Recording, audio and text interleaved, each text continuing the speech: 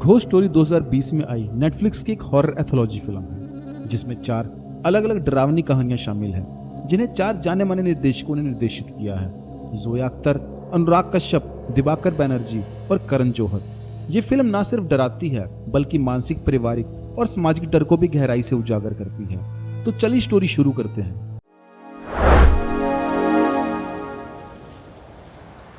पहली स्टोरी है जोया अख्तर की, जिसमें समीरा एक यंग नर्स है जो एक बूढ़ी महिला मिसेस मलिक की देखभाल करने के लिए एक सुनसान घर में जाती है।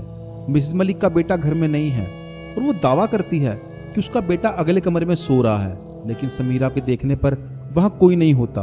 आखिरकार यह पता चलता है कि मिसेस मलिक की मौत 3 दिन पहले भूख से हो चुकी थी और समीरा आत्मा के साथ घर में रह रही थी।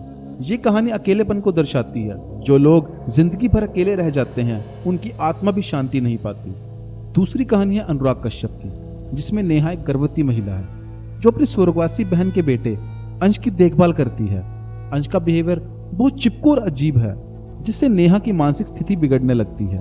कहानी में यह दिखाया गया है कि नेहा की मानसिक बीमारी वास्तविकता और भ्रम के बीच फर्क नहीं कर पाती।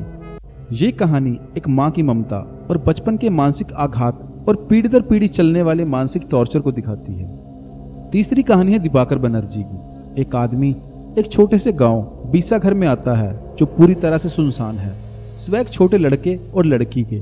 लड़के का कहना है कि गांव के लोग लड़के के पिता द्वारा खा लिए गए हैं, जो एक ज़ॉम्बी जैसा प्राणी है। कहानी में दिखाया गया है कि आदमी और बच्चे जीवित रहने के लिए ज़ॉम्बी से बचने की कोशिश करते हैं। आखिर में वह आदमी खुद उस प्राणी का शिकार बन जाता है।